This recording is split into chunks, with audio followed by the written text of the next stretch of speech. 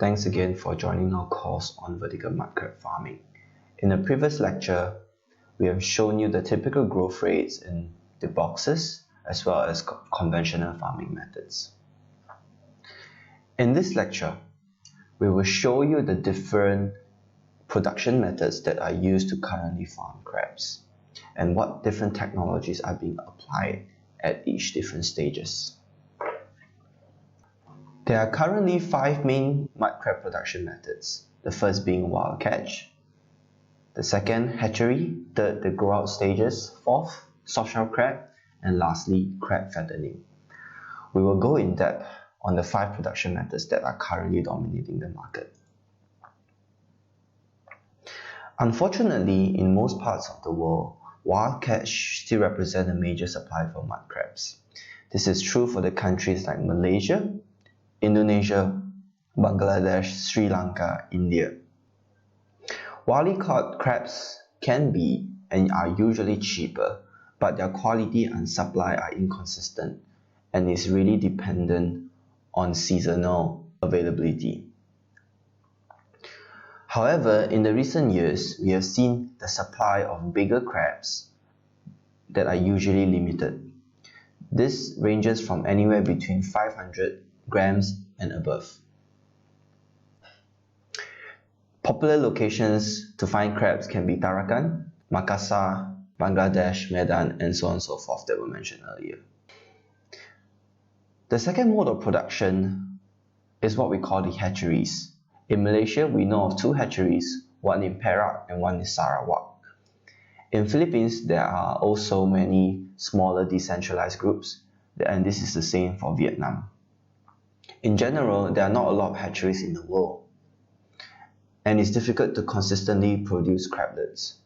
The price for crablets in the 80 to 160 gram range are about 20 to 25 ringgits per kilo, which is about $4 to $5 US. And they usually have to pre-order in order to get a consistent supply. Having the stock from hatcheries, they are usually being able to being stocked in ponds. The stocking size is about 1.2 to 2 cm carapace width, and it's about 2 to 3 grams. So this is how the baby crablets actually looks like. So these are used to stock in the different ponds at varying density, whether you are doing a monoculture or polyculture. It is also popular to do it with milkfish and shrimp, and of course tiger shrimp.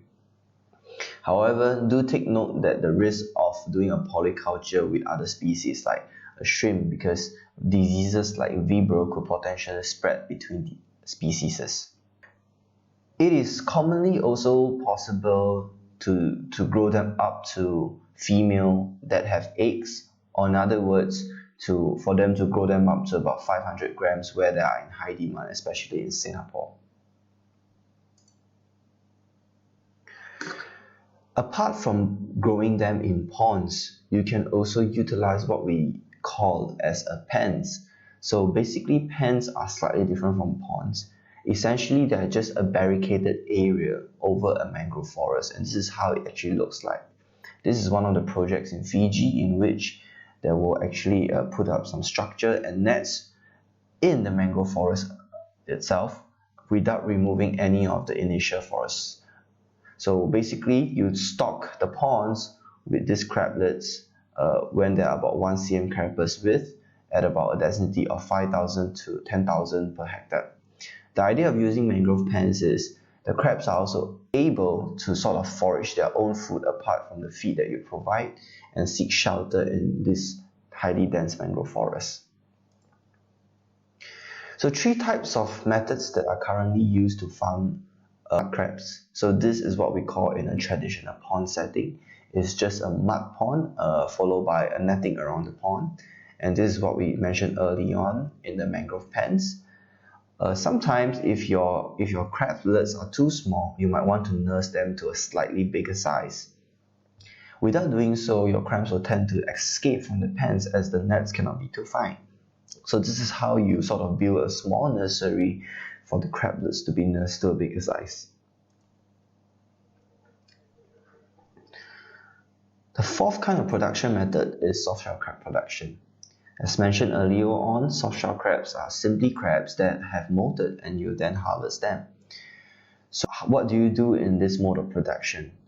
Essentially, you stock your system with what we call smaller mud crabs from the grams of 80 to 120 grams. And they are held until they are molted, and once they're molted, they are chilled and frozen. So crabs are typically held in these systems for a few weeks, mainly 3 to 4 weeks. And after they molt, they will just put it in the fridge. The problem is, with this kind of production system, you have to harvest them when they're molt. Hence, you're going to require a 24-hour shift for morning and nighttime monitoring. So a morning crew will be in charge of feeding and cleaning up the boxes, and the night crew will be more in charge of monitoring for any crabs that have molted and placing them into the freezer. Initially, the cellular systems were developed for soft-shell crab farming. This is to reduce the cannibalism between the crabs when they are about to molt. So traditionally, you can do them in boxes like these, where each individual boxes you will hold one crab. And this is the same for the cellular soft-shell crab system, which is very similar to the ones that we are using. However, out there in the market, there can also be other forms of soft-shell crab system without using the vertically stacking up system, and this is commonly found in Indonesia, Myanmar, and even India. So these are how the individual boxes are spread over a pond. So a pond that could be used traditionally for mud crab grow out could be also used for soft-shell crab farming. The only differences is that you have to provide them individual boxes to prevent them from cannibalizing from each other. Each individual box will put up to one crab, and they are monitored throughout the day. And how do they move around these boxes is by pulling a sort of a mechanism that sort of push and pull the boxes. The last type of production method is what we call crab fattening. As we have explained earlier on, when crabs are just molted and their shells have hardened, typically you are not being able to see any sort of difference using the naked eye. But if you were to use the conventional grading method, as explained earlier on, by pressing onto their shells, what you will see that they are usually not full in meat. And hence, crab fattening is a process in which you get crabs that do not have what we call meat, and which are commonly sold as water crab, and you fatten them up in a short period. So by buying crabs that are watery and feeding them for 3 to 4 weeks, you can bring up their meat content to a full amount. Typically, water crabs will retail about 30 to 40% discount from the original full meatiness crab, and there will be a typical trading reject about 5%. Usually, water crabs do not have any demand in the market because they cannot be sold to the end consumer. So what you are doing for fattening is to buy this discounted crabs from either rejects or during harvest and fatten them up in individual boxes like these for a very short period of time, and you sell them up at their full original pricing. Usually they will need time to feed and grow meat into their shell, and because it changes their protein content in the body. Crab fattening is economically attractive provided that you are able to source enough water crabs, either from harvest or from the farms. You are usually able to fatten up mud crabs in about 15 to 60 days, depending on the size.